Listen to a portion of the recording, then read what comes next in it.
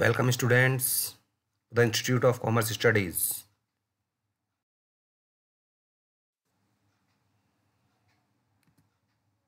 Chapter number 1 of Accounting.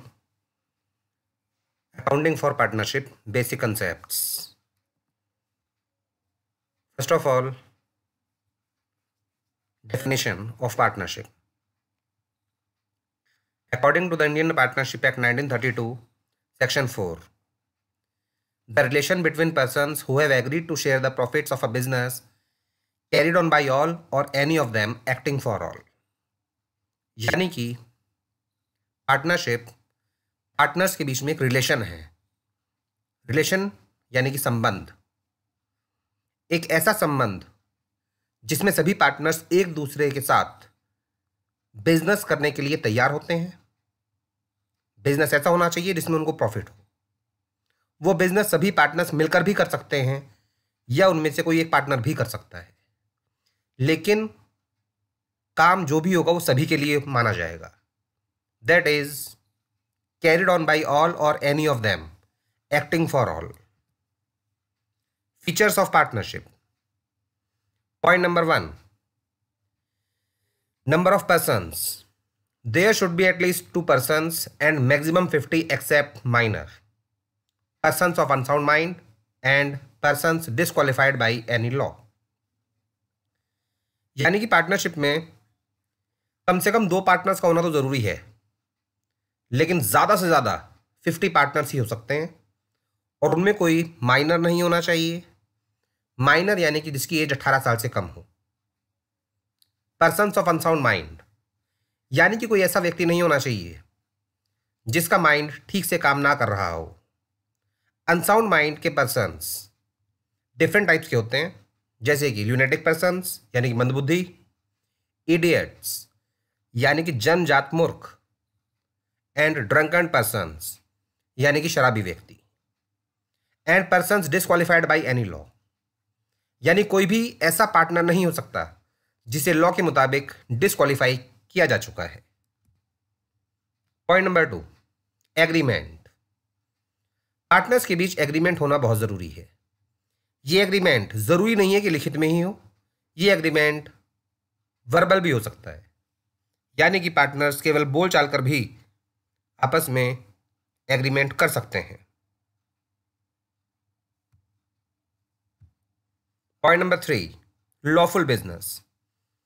Partners का business ऐसा नहीं होना चाहिए जो किसी भी तरीके से इलीगल हो।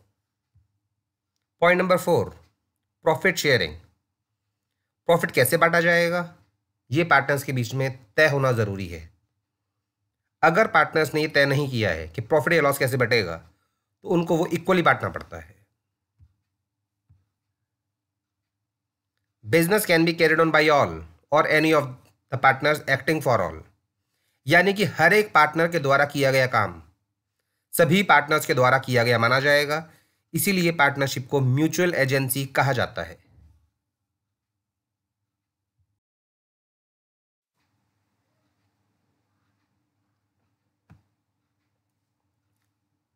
Provisions of the partnership act in the absence of partnership deed यानी कि ये वो सभी प्रोविजंस हैं जो तभी लागू होंगे जब पार्टनर्स के बीच किसी भी प्रकार की पार्टनरशिप डीड ना बनी हो।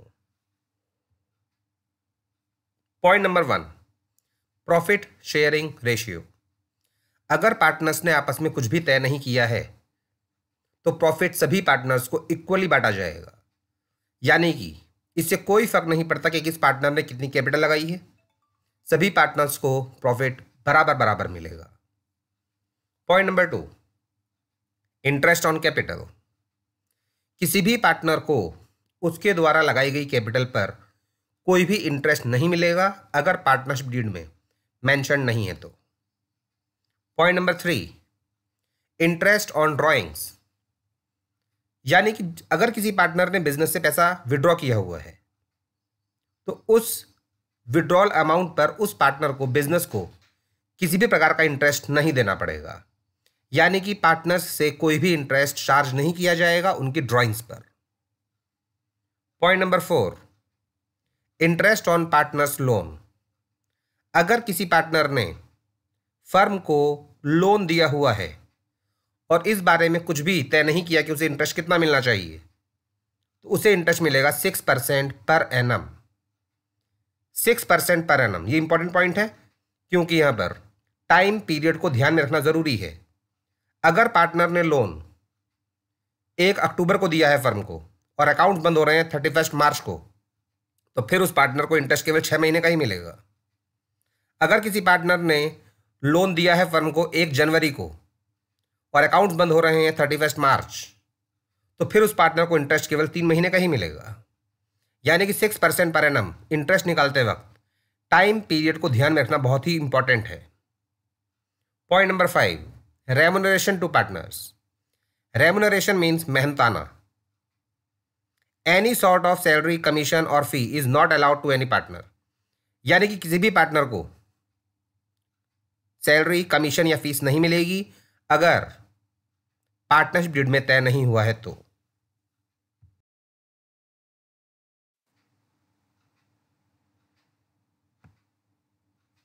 Rights of a partner. Point number 1, involvement in the conduct and management of the business. यानी कि कोई भी पार्टनर अगर मैनेजमेंट में या बिजनेस की किसी भी एक्टिविटी में अपना इन्वॉल्वमेंट चाहता है तो वो कर सकता है। पॉइंट नंबर 2, अगर हम लोग बिजनेस में कोई भी डिसीजन ले रहे हैं तो हर एक पार्टनर से कंसल्ट करना जरूरी है। पॉइंट नंबर 3, हर एक पार्टनर के पास ये राइट यानी कि अधिकार कि वो अकाउंट्स की बुक्स को जब चाहे तब चेक कर सकता है या फिर अगर उनकी कॉपी अपने पास रखना चाहे तो कॉपी भी ले सकता है। पॉइंट नंबर 4, प्रॉफिट्स में इक्वली शेयर प्राप्त करना हर पार्टनर का अधिकार है, लेकिन ये पॉइंट केवल तभी अप्लाई होगा जब पार्टनरशिप डीड में प्रॉफिट शेयरिंग रेशो के बारे में कुछ भी मेंशन ना हो। Point number 5, joint ownership of partnership property. यानी कि पार्टनरशिप फर्म में जितनी भी प्रॉपर्टी होगी उस प्रॉपर्टी के सभी पार्टनर्स ओनर्स होंगे, कोई एक पार्टनर उनका ओनर नहीं होगा। Point number 6, not to allow the admission of a new partner. हर एक पार्टनर के पास ये अधिकार है कि अगर वो चाहे तो किसी भी नए पार्टनर के एडमिशन को रोक सकता है। यानी कि जब तक सभी पार्टनर्स ना चाहें कोई भी नया पार्टनर बिजनेस में एडमिट नहीं हो सकता। Point number 7, interest at the rate of 6% per annum on loan advance to the firm. अगर किसी पार्टनर ने फर्म को लोन दिया हुआ है उस लोन पर उसे 6% इंटरेस्ट प्राप्त करने का अधिकार है। यह पॉइंट भी तभी अप्लाई होगा जब पार्टनरशिप डीड में कुछ भी मेंशन नहीं होगा। पॉइंट नंबर 8, इमरजेंसी में अगर पार्टनर्स ने अपनी बुद्धिमत्ता से कोई भी डिसीजन लिया और अपनी जेब से पैसा खर्च किया तो ये अमाउंट उसे वापस दिया जाएगा। पॉइंट नंबर 9, कोई भी पार्टनर पार्टनरशिप फर्म जब चाहे तब छोड़ सकता है, लेकिन उसके लिए उसे प्रॉपर नोटिस देना होगा।